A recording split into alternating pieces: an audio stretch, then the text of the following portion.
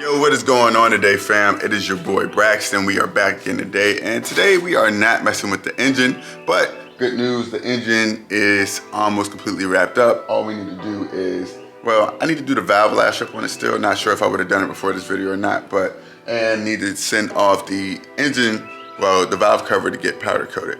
But today we are going to be focusing our attention on our transmission.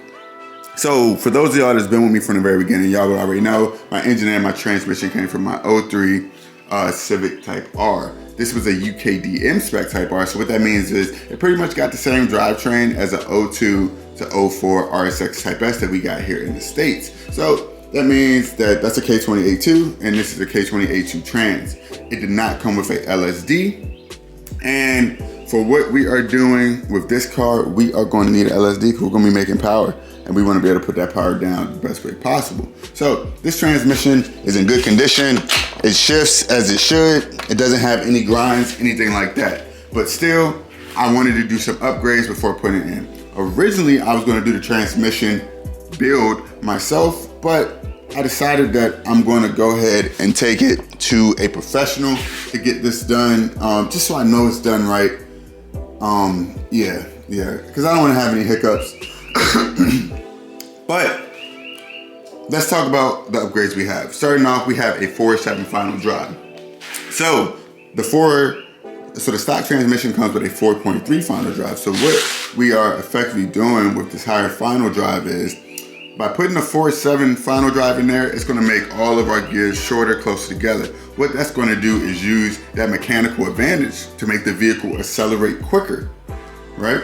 But the downside of this 4.7 final drive means that my 6th gear, right? Say I'm in 70 miles per hour. So with the 4.3 final drive, my RPMs would only be turning, let's say at 70 miles per hour with the 4.3 final drive, let's say I'm at 3,000 RPMs, right? But with this 4.7 final drive at 70 miles per hour, let's say now I'm at 4,000 RPMs just because this is a shorter final drive there. So although the car will accelerate quicker, when it's just cruising on the highway, the engine's gonna be at higher RPMs. So that's the only drawback to this 4.7 final drive. But it's a good compromise between the 4.3 and I think it's like the 5.11 final drive that people do. But in order to combat those high RPMs, right, but still maintain that good acceleration through first to fifth, here I went on ahead and I bought a TSX 6 gear. So the TSX 6 gear is the longest K-Series 6 gear you can get. So what that means is once I put this car in the 6, my RPMs are going to drop way lower when I'm just on the highway or just putzing around. So that way my engine isn't working as hard and I'll still be getting decent fuel economy there. So that's a major upside. So you got to get the gear for the main shaft and for the counter shaft. So these are the part numbers here, and I'm gonna have everything in the description for y'all to where y'all can buy it if you wanted to do a similar build on your transmission. We also got a new synchro for the 6th gear as well. When you're doing this, one very important part, you have to upgrade to the right needle bearing, just for the new I think it's for the main shaft. I forget exactly. I don't want to lie to y'all, but I do know you need this needle bearing in order for everything to work as it should. So this is the part number right here. Then here I got my differential bearings. I got new differential bearings right here, just fresh ones, because we have an LSD in this box. These are just for the these are just the transmission seals for the axle. Nothing crazy there. The party piece of this whole transmission build is gonna be this Wavetrac differential. I have wanted to try a Wavetrac differential since forever. So this is a mechanical differential. This is not a clutch type differential. Although a clutch type differential would possibly perform better on track, I wanted to go with this type because this doesn't require any maintenance whatsoever. So what's so unique about the Wavetrac is most helical you know, a mechanical LSDs, when one wheel becomes weighted, right, they go to act as an open LSD. But the Wavetrac is supposed to be unique in a way that even when one wheel becomes unweighted, it should still be sending power to both sides. So really cool differential. I'm so excited to be running one of these, like so excited. It took forever to get it as well, but we have it now and it's going on our car. I've read nothing but great just reviews about this differential. The only thing that I heard is that the axles can be kind of hard to get out of it once they are in, but that's the only thing that I've heard, and I think they've since remedied that design as well. So this LSD is going to make sure that whenever we are going around a corner, right, power is being sent to both wheels.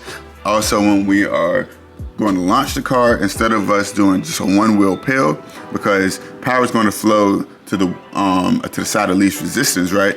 This Wavetrac is going to make sure that both sides are getting an equal amount of power and putting it down so we can accelerate as quickly as possible.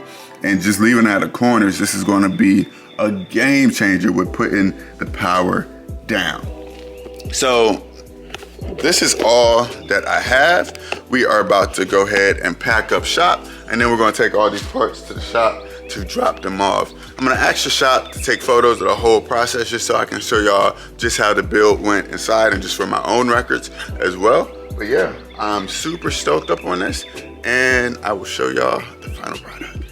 All right, y'all, so we got the transmission back from the shop. It's all back together. So I'll run y'all back through just what I had done right quick. So we got our Wavetrac LSD installed. We have our TSX 6 gear for cruising on the highway. One of the things, and that y'all saw was the 4.7 final gear. Turns out this transmission already had one, just because the UKDM Series Type R transmissions already had a 4.7 final drive, but I was not privy to that information, but it's all good. So we have our 4.7 final drive as well. So before we go and put this transmission on this engine here, if you would have saw my last vid and you would have saw I got my clutch and my flywheel put on too. I got my competition clutch and flywheel, so all good there. But we need to install our shift selector spring and our detent springs. So these springs are just going to go to help with our shift feel. It's going to help adjust our shifter to feel a bit more notchy and a bit more direct. So this combo right there should just really aid in going to shift gears at high speed and also just overall shift feel in the car. So we're gonna go ahead and get our detent springs installed first, just because they are the easiest to install. So right here, you're gonna come to these three, I believe they're 10 mil bolts right here, and you're gonna go ahead and loosen those up. When you do that, and then you'll see the old spring, all you gotta do is put in your new springs right here. There's 3 that comes in a pack, and then you are good to go. Just go ahead and tighten those back up, and then you're good. So let's knock it out. So super simple, you take all these bolt caps and you put in your new detent springs. From there, just go to tighten them back in. Make sure that the ball stays inside of it. So our detent springs are all in. I said a 10 mil at first. These were actually, what was that, a 12 mil? I believe, yeah, 12 mil bolts right here, but super easy. Got those in, no problem. Moving on right quick, we're gonna install our shift selector springs. There's actually 2 springs inside of here. To do that, you have to take off these 4 10 mil bolts right here, and then you'll be able to pull out your shift selector assembly there. And then we'll go ahead and get these bad boys installed. So one part I did forget to mention is you got to pull out this little plug that goes right here prior to actually removing your shift selector, and this will hold it in if you don't pull it out. So just make sure you pull that bad boy out there. This plug is it's an H8, so I think that's an 8 mil. Yep, it's an 8 mil right there. So once you got the shift selector off, what you need to do now is go to take out this 12 mil bolt.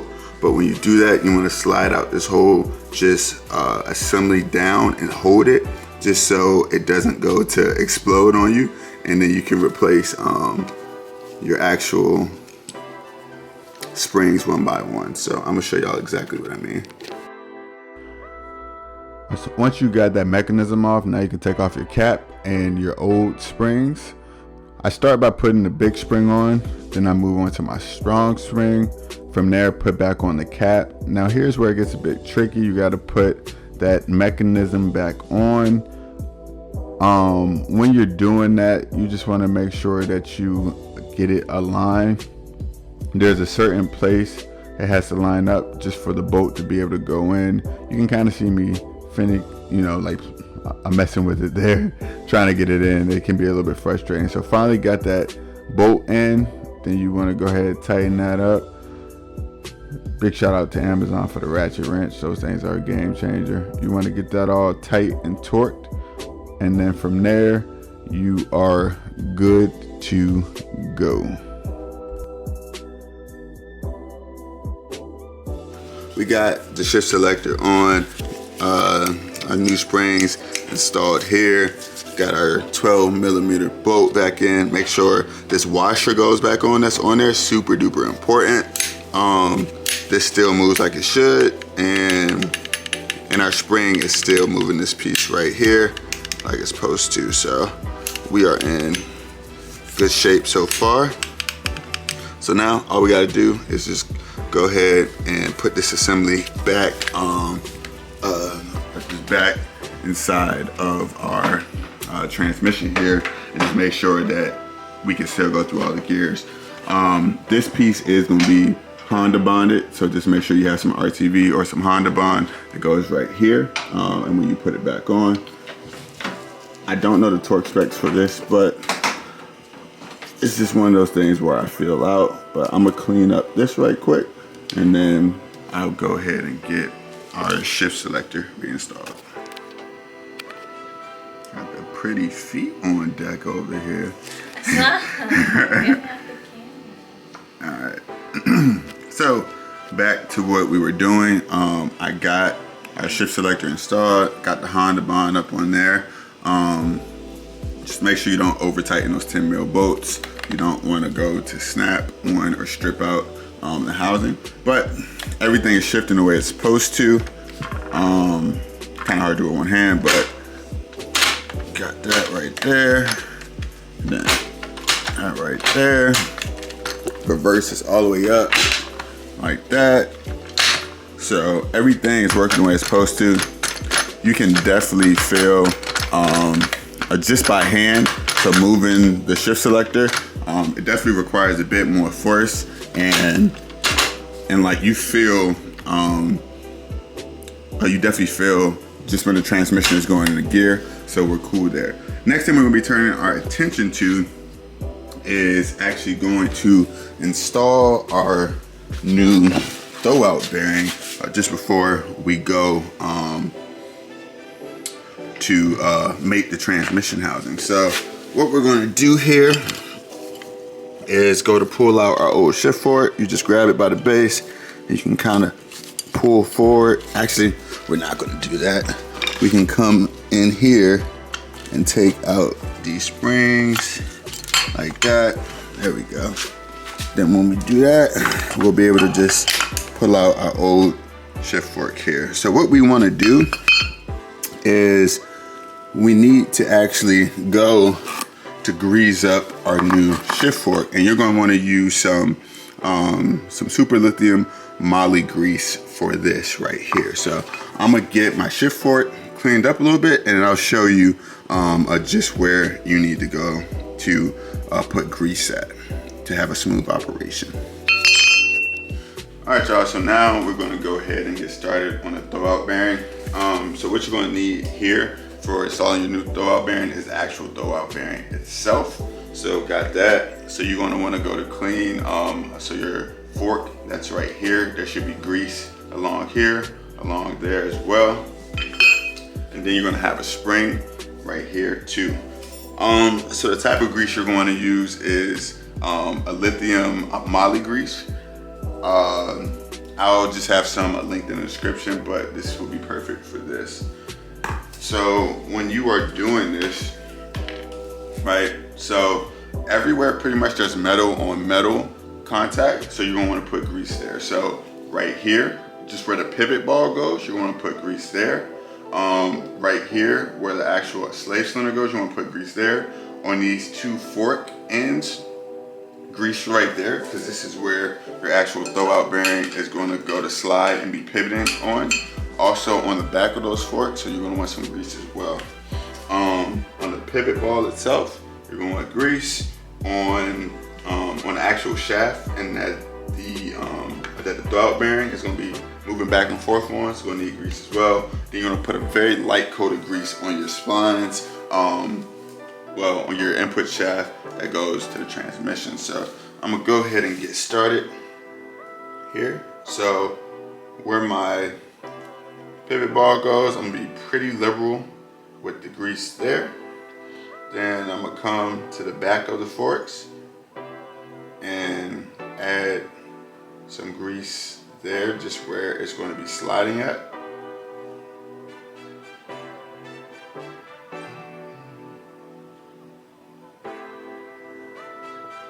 Okay, then I'm gonna come to the front. I'm gonna cover up this area with grease right here.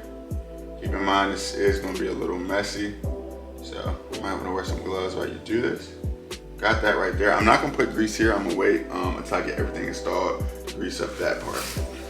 Coming next, I'm going to lube up my pivot ball. You wanna be very liberal with your grease on that end.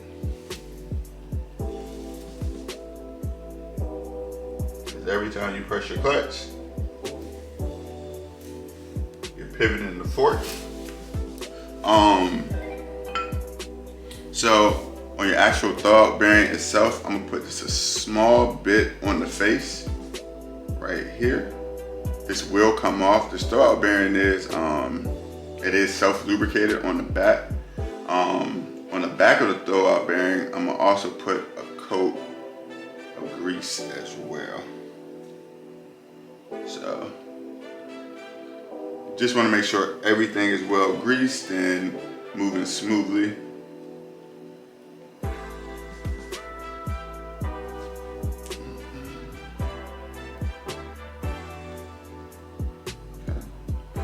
That grease.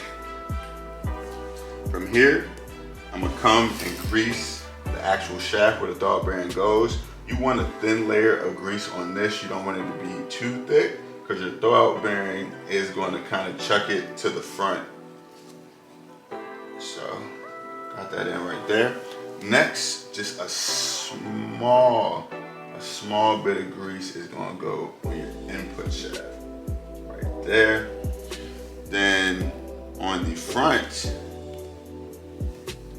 of the input shaft, we're gonna put some grease there, and that grease is gonna go inside of our pilot bushing there, but don't want to put too much. Trying to get the right amount there. So, and that is everything that needs to be greased. So what I'm gonna do next is take this spring, put it in, compress the inside, and it's going to sit like this inside of there. Okay, so from there, wipe off my hands a little bit. So from there, I'm gonna bring my fork in. When I bring my fork in, I'm gonna take my throwout bearing and go ahead and slide it on there. There we go. So now I have to push and get my spring to lock my pilot bushing on.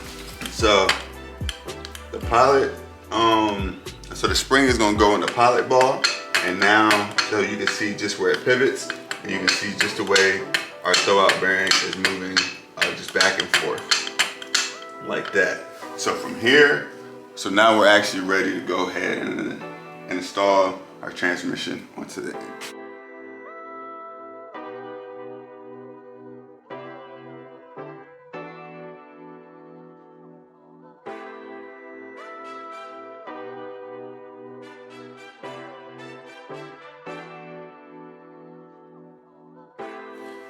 Now we have our final product here. Transmission is mounted. It went on super easy. Shout out to PLM for this mount. This is actually a replica mount. I forgot the other company that originally came out with it, but I bought the PLM version. But this mount made everything way easier. Transmission went right on, shifting smoothly how it's supposed to. Got the slave cylinder mounted up, got a new slave cylinder as well. So we are in business. Next thing we're gonna be doing is getting our intake on, most likely running our wire harness, getting our injectors in, just a few little odds and ends. Yeah, get the engine harness on, part of the charge harness, just a few miscellaneous things that need to be done. Then from there, it's time to go ahead and drop the engine and transmission out of this thing and really start making some progress. I'm ready to get this drivetrain at least mounted in that car, so gotta make that happen. But take it easy. I'm gonna go ahead and close out the video here. All the parts used will be linked in the description, but take it easy. I'm out. Coast